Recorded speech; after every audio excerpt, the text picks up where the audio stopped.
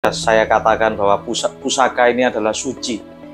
Penempaannya, pembuatannya membutuhkan tapa berata tirakat, sang empu menyucikan diri, berpuasa, bahkan bukan cuma berpuasa, tentang makanan. Pamor ini sangat-sangat berkelas. Jadi pasti pamor yang akan saya bahas ini pasti agemannya seorang kasta yang tinggi, pembesar. Minimal kalau sekarang bisa dikatakan jenderal atau komandan. Sejatinya manusia yang menang adalah bukan yang mengalahkan manusia yang lain, tetapi manusia yang menang ini yang mampu mengalahkan egonya atau dirinya itu sendiri. Ini adalah pusaka dengan pamor kupu tarung tangguh Mojopaitus. Nah, ini lebih sulit pembuatannya dari pamor belarak sineret, pamoron genduru, pamor singkir. Ini jauh lebih sulit. Largangsir pun masih lebih sulit pamor kupu tarung ini. Dan tuah utamanya adalah kewibawaan, pengendalian massa, dan memenangkan dalam segala pertarungan aspek kehidupan. Alam berubah ketika bulan ini.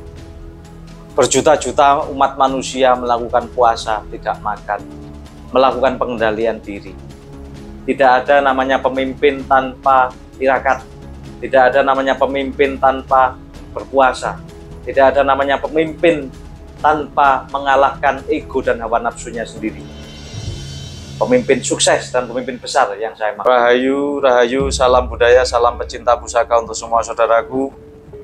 Kembali lagi bersama saya Vicky Wijaya. Kali ini saya mau mereview salah satu pusaka yang saya kategorikan kelasnya masterpiece. Karena dari pamornya termasuk pusaka dengan pamor yang sangat cukup langka untuk dijumpai, dan adapun pamor ini sangat-sangat berkelas.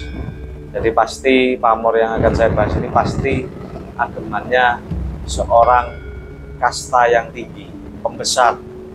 Minimal kalau sekarang bisa dikatakan jenderal atau komandan perang, patih kalau minimal itu. Bisa jadi ini punya pangeran, bangsawan, ataupun kelasnya raja. Beberapa kali juga sudah pernah saya bahas memang di YouTube, tapi ini kualitasnya, pamornya, tempatnya ini lebih istimewa, lebih utuh kondisinya. Dan yang pasti sekarang kita berada pada bulan suci Ramadan, di mana semua umat muslim berlomba-lomba sedang berpuasa. Apa sih makna puasa itu? Puasa adalah bermakna pengendalian diri, mengendalikan hawa nafsu kita sendiri, mengendalikan ego kita. Karena sejatinya manusia yang menang adalah bukan yang mengalahkan manusia yang lain, tetapi manusia yang menang ini yang mampu mengalahkan egonya atau dirinya itu sendiri. Banyak riwayat orang-orang hebat ketika ditanya cerita dibalik kesuksesannya, apa yang dia lakukan, yaitu mengalahkan ego dan nafsunya sendiri, bukan mengalahkan orang lain. Karena musuh terberat dalam hidup kita adalah mengalahkan diri kita sendiri. Ada juga riwayat Kanjeng Nabi Muhammad SAW ketika sudah memenangkan peperangan besar, beliau berkata kepada para sahabat, ada perang yang lebih besar dari perang sesudah ini. Para sahabat bertanya, perang apa ya Rasulullah? Beliau menjawab, nanti, yaitu perang yang memerangi hawa nafsu kalian sendiri. Karena perang ini akan berlangsung seumur hidup kita. Seumur hidup kita harus mampu mengendalikan diri, bisa memerangi hawa nafsu kita sendiri. Kalau tidak, ya bisa bahaya. Maka di Jawa sejak dulu sudah ada ajaran noto ati, noto pikir, menata hati, mengendalikan pikiran. Di Jawa ada ajaran leluhur kita yang cukup tinggi, sudah sering kita bahas. Menjaga babakan hawa songo, itu juga makna pengendalian nafsu, makna pengendalian ego kita. Tapi yang paling terpenting sejatinya ego kita ada di pikiran dan hati kita. Makanya ketika kita bisa menyelaraskan dua hal ini, kita bisa menjadi manusia sejati yang sempurna. Ketika berbicara tentang puasa tirakat, sudah saya katakan bahwa pusaka ini adalah suci. Penempaannya, pembuatannya membutuhkan tapa berata tirakat, sang empu menyucikan diri berpuasa, bahkan bukan cuma berpuasa tentang makanan, tetapi juga puasa melek atau tidak tidur. Sangat luar biasa kekuatan dari tirakat dan puasa ini. Bahkan bisa menimbulkan suatu doa, power yang luar biasa yang dituangkan dalam bentuk spiritual di seni tempa pusaka. Dan tidak heran di bulan suci Ramadan, di bulan penuh berkah ini puasa, memang saya beberapa kali setiap bulan puasa hampir kita sangat bersyukur diberikan wahyu pusaka-pusaka yang luar biasa. Hampir tiap bulan puasa, karena kalau kita memahami dengan ilmu rasa kita, alam berubah ketika bulan ini. Berjuta-juta umat manusia melakukan puasa, tidak makan, melakukan pengendalian diri. Makanya pada puncaknya nanti yang dicari-cari umat muslim adalah malam Lailatul Qadar. Itu sebenarnya malam apa sih? Dimana alam ini akan berbeda dari biasanya. Dimana ketika orang menemukan Tuhannya pada detik-detik tertentu, malam tertentu. Itu tujuan umat-umat muslim biasanya pada 10 hari terakhir. Oke, kita akan bahas pusakanya. Ini pusakanya Warangka Gayaman Jogja, kayu nginden Trembalu, Pendok Mamas.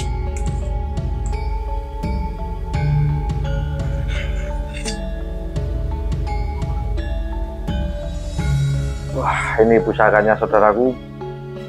Pusaka yang sangat luar biasa. Kalau Anda amati, lihat pamornya, detailnya dari dekat ini ya. Pamor kupu tarung.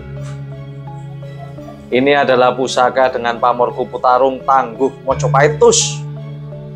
Makanya pusakanya tidak terlalu panjang, tidak terlalu besar, tantingannya sangat ringan, besinya jenang, seloroknya nampak jelas berserat, kiri kanannya kehijauan. Foto, video detailnya di belakang video ya saudaraku ya. Dan pamornya kupu tarung. Ini termasuk pamor yang dalam pembuatannya sangat sulit saudaraku. Kalau empu-empu biasa, empu kelas biasa tidak mungkin mampu membuat pusaka ini karena penataan pamornya ini lebih sulit pembuatannya dari pamor Belarak Sineret, pamor Ron Genduru, pamor Singkir ini jauh lebih sulit. Largangsir pun masih lebih sulit pamor kupu tarung ini. Pamor Largangsir yang begitu sulitnya sang empu membuat, masih jauh lebih sulit pembuatan pamor kupu tarung di pusaka. Karena ini ibaratnya ada dua pamor yang berbeda, numpuk ke atas dan sangat rapi.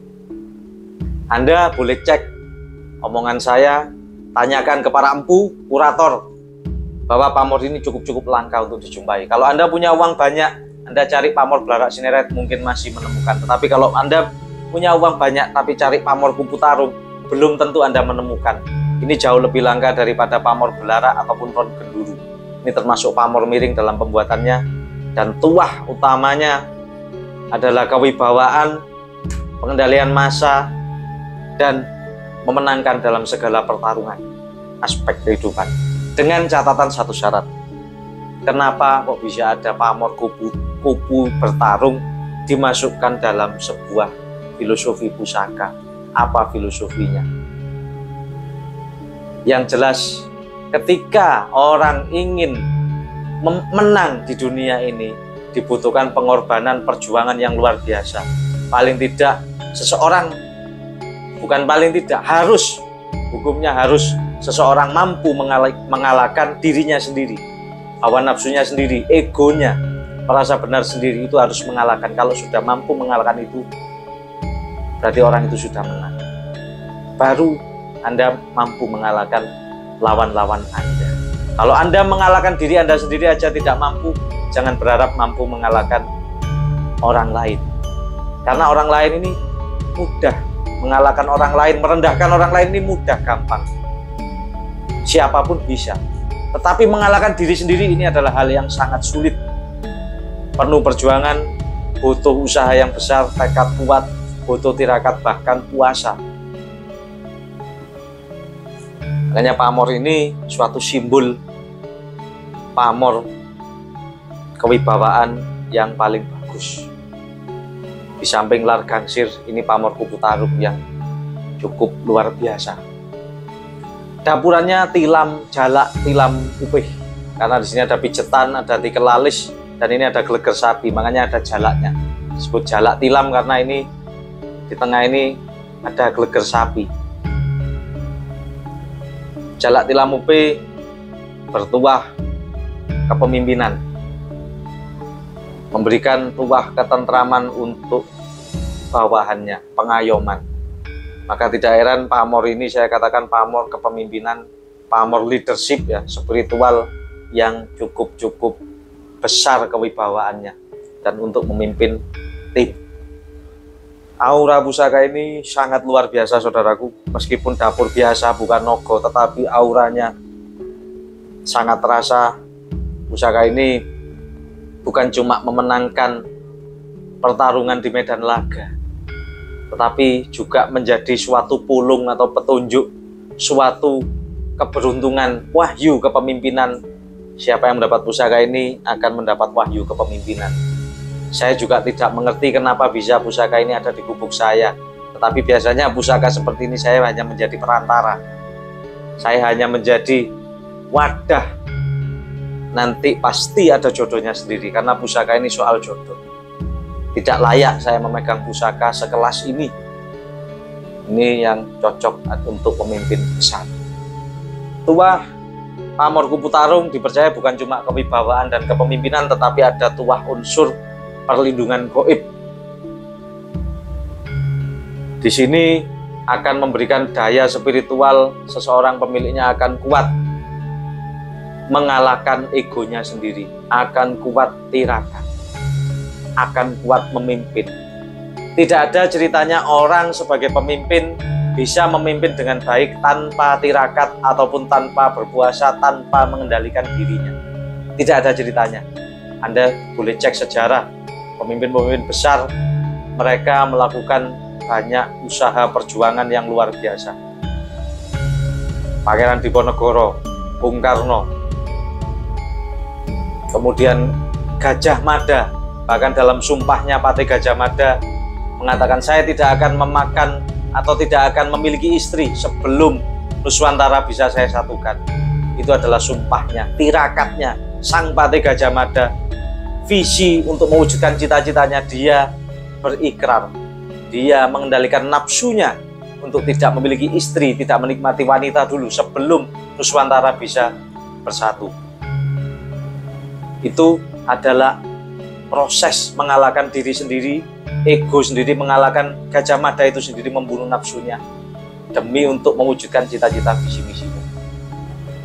Dan pamor ini adalah penunjang yang sangat tepat untuk seorang pemimpin. Ya, mungkin ini ya saudaraku ya, yang bisa kita suguhkan, bisa kita edukasikan di bulan suci ini. Kita berharap semua saudara umat muslim di dunia mampu mengalahkan hawa nafsunya sendiri, mengalahkan egonya sendiri, agar kita mencapai kemenangan bersama dan membawa berkah untuk seluruh dunia maupun Indonesia. Ketika Anda mengamati cerita-cerita yang sudah banyak diceritakan, diriwayatkan, bahwa memang untuk mewujudkan mimpi butuh perjuangan dan usaha yang cukup keras. Yang utama itu ya sudah kita katakan tadi, mengalahkan hawa nafsu ego kita sendiri.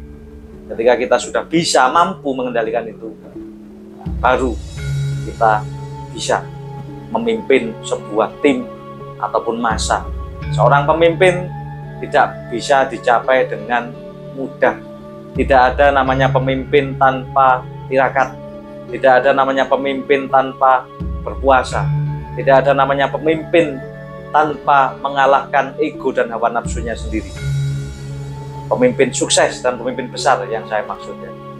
Jadi semoga bulan ini kita berhasil mengalahkan diri kita sendiri, mengalahkan hawa nafsu, ego kita yang selalu merasa benar, merasa paling suci, paling pintar, itu kita buang jauh-jauh. Karena sejatinya kita sesama manusia, umat manusia, kita sama di hadapan Sang Pencipta. Di hadapan Sang Pencipta kita delosor-delosor, kita bersujud-sujud, kita menyembah bersujud-sujud di kaki Sang Pencipta. Karena sejatinya kebesaran hanya miliknya. Kita hanya suatu pantulan dan kita hanya peran. Mungkin itu yang bisa kita sampaikan, kurang lebihnya saya mohon maaf.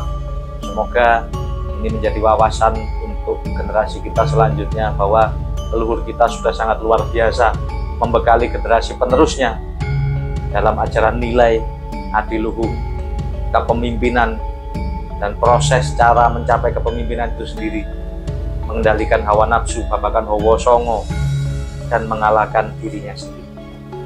Terima kasih sudah menyimak. Rahayu, rahayu, salam budaya.